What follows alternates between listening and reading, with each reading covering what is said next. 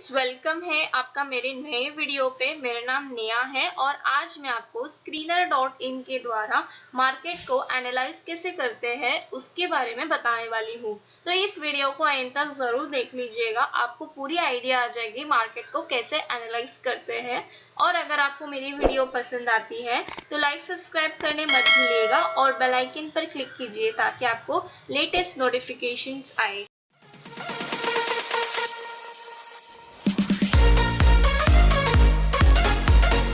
Market को analyse करने के लिए दो चीजों का ध्यान रखिएगा। उसमें सबसे पहला है आप कौन सी कंपनी को, कौन से टाइप के बिजनेस को टैप कर रहे हो और उसका ग्रोथ चांसेस कितना है। मार्केट को एनालाइज करने के लिए सबसे पहले हम Screener.in पे जाते हैं। तो मैं अभी Screener.in टाइप कर रही हूँ तो आपके सामने एक डैशबोर्ड आ जाएगा Screener.in का, जिसमें आपको लॉगिन क्रेडेंशियल्स मांगेंगे सबसे पहला। तो ये लॉगिन क्रेडेंशियल्स बिल्कुल ही फ्री है, इसमें कोई भी चार्जेस नहीं है। आप गूगल के थ्रू साइन अप भी कर सकते हैं और ये simple and easy tool use है, तो ये आप मोबाइल पे भी यूज कर सकते हैं आपके एंड्रॉयड फोन पे। तो उसके बाद आपको स्क्रीन्स में क्लिक करना है। स्क्रीन्स में आप जैसे क्लिक करते हो तो आपको क्रिएट न्यू स्क्रीन में क्लिक करना है। क्रिएट न्यू स्क्रीन में क्लिक करने के बाद कुछ बेसिक फिल्टर्स है आपको लगानी होगी अगर स्टॉक मार्केट को एनालाइज करना होगा। तो सबसे पहला है इसमें मार्केट कैपिटलाइजेशन। मार्केट कैपिटलाइजेशन आपको देखनी होगी कि कंपनी का मार्केट कैपिटलाइजेशन में 3 बेसिक स्टेप्स है, वो आपको मैं आगे जाके बताने वाली हूँ। फिर उसके बाद आपको देखना है प्रॉफिट ग्रोथ लास्ट 5 इयर्स का, profit growth last 5 years and फिर उसके बाद डेब्ट टू इक्विटी रेशियो, यानी कि कंपनी के पास लोन्स और बोरोइंग्स कितनी होती है। अगर डेब्ट इक्विटी रेशियो मार्केट कैपिटलाइजेशन से कम होगा तो वो अच्छा रहता है। और उसके बाद आपको रिटर्न ऑन इक्विटी जानना है। रिटर्न ऑन इक्विटी यानी कि अगर वो 15 से ज़्यादा रहता है तो उसको भी अच्छा समझा जाता है। फिर उसके बाद है रिटर्न एंड आपको रिटर्न ऑन कैपिटल एम्प्लॉयड देखना है।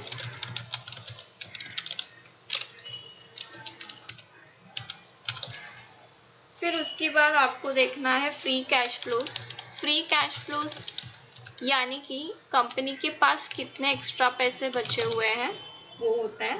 फिर उसके बाद प्रोमोटर्स होल्डिंग। प्रोमोटर होल्डिंग अगर 45% से ज़्यादा होता है वो कंपनी स्ट्रॉन्ग रहती है, अगर 45% के नीचे है तो उसको हम अवॉइड करते हैं।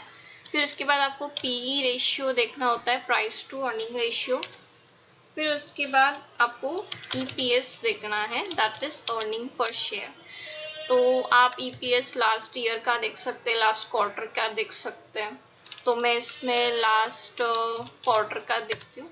ओके, तो उसके बाद आपको रन में क्लिक करते हैं। जैसे आप रन में क्लिक करते हो आपके पास कंपनीज की पूरी लिस्ट आती है। तो इसमें मैंने सबसे पहला आपको बताया हुआ है मार्केट कैपिटलाइजेशन। मार्केट कैपिटलाइजेशन आपको देखना है तो इसको अगर मैं फिल्टर मारती हूँ तो सबसे पहला है हाईएस्ट वाला दिखेगा आपको। रिलायंस इंडस्ट्रीज का जो मार्केट कैपिटलाइजेशन है वो ज़्यादा है और सबसे कम वाला है अगर मैं फिल्टर करती हूँ तो क्रेसेंट लीजिंग, ये कंपनी का मार्केट कैपिटलाइजेशन बहुत कम दिखाई देता है। तो इसके ऊपर ही पूरी जजमेंट आपको नहीं करनी है। इसमें मार्केट कैपिटलाइजेशन में 3 कैटेगरीज होती है। सबसे पहला है स्मॉल कैप, मिड कैप और लार्ज कैप कंपनीज। तो स्मॉल कैप यानी कि जिसका भी मार्केट कैपिटलाइजेशन 500 करोड़ के नीचे होता है उसको हम बोलते हैं स्मॉल कैप। और मिड कैप यानी कि 500 करोड़ से लेके 20,000 करोड़ तक जो रहता है कैपिटलाइजेशन उसको हम मिड कैप में रखते हैं। फिर इसके बाद लार्ज कैप यानी कि 20,000 करोड़ के ऊपर होते हैं वो कंपनीज। तो स्मॉल कैप में कैसा होता है कि इसमें ग्रोथ अपॉर्चुनिटीज ज़्यादा होती है और रिस्क भी ज़्यादा होता है। मान लीजिए कोई प्राइवेट लिमिटेड कंपनी बहुत अच्छी खासी अर्निंग कर रही है तो उसका प्रॉफिट ग्रोथ जो रहता है वो बहुत ही अच्छा होता है, तो कंपनी बहुत बड़ी भी हो जाती है। बट अगर कोई इश्यूज की वजह से वो बैंकरप्ट हो रही है, लॉस में जा रही है, तो उसके लिए वो रिस्क भी ज़्यादा होता है। और लार्ज कैप यानी कि इसमें growth opportunities compare to small cap और मिड कैप बहुत कम रहता है, 100% ग्रोथ नहीं रहता है, बिकॉज लार्ज कैप यानी कि मार्केट कैपिटलाइजेशन ज़्यादा होता है, तो ऑलरेडी कंपनी ग्रोइंग पोजीशन में ही होती है, तो इसके लिए ग्रोथ 100% आपको नहीं दिखाई देती है। और रिस्क पैटर्न भी बहुत ही कम रहता है इसमें। मिड कैप कंपनीज में जो रिस्क एंड रिटर्न्स रहता है वो मॉडरेट रहता है, यानी कि एवरेज रहता है।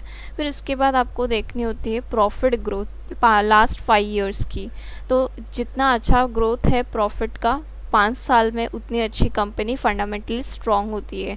तो अगर मैं इसको फ़िल्टर करती हूँ तो सबसे अच्छा प्रॉफिट ग्रोथ है अपोलो ट्राइकोट का, और सबसे कम ग्रोथ है स्नोमैन लॉजिस्टिक कंपनी का। फिर उसके बाद आपको चेक करना है डेब्ट टू इक्विटी रेशियो। डेब्ट टू इक्विटी रेशियो यानी कि कंपनी ने लोन्स कितना लिया है, बोरोइंग्स कितना लिया है।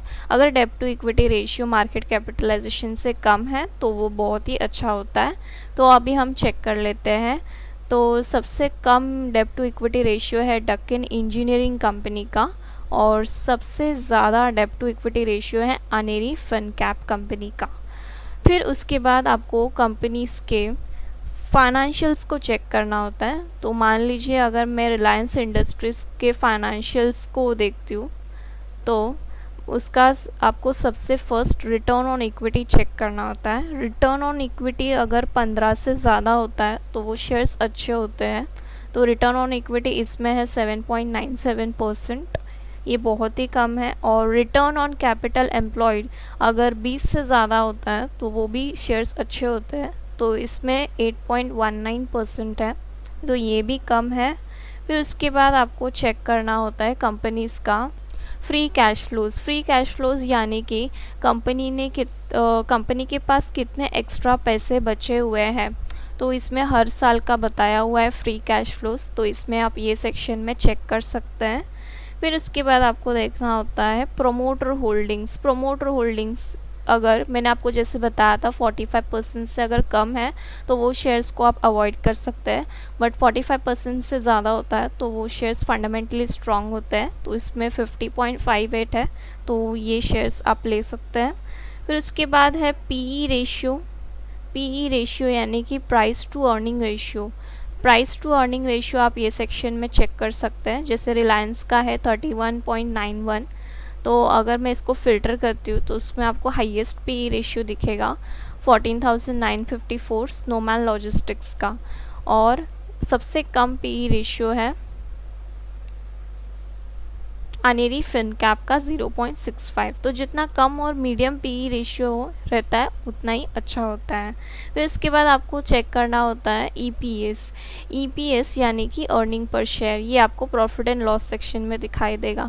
तो जितना ज़्यादा ईपीएस है उतना अच्छा ही होता है, तो इसमें हर साल की ईपीएस आपको बताया गया, तो ग्रोथ आप देख सकते हैं, तो इसके हिसाब से आप शेयर्स को चॉइस कर सकते हैं। तो ये सारी चीज़ें हैं, ये आप फंडामेंटली स्ट्रॉन्ग कंपनीज़ को ढूंढ सकते हैं इससे।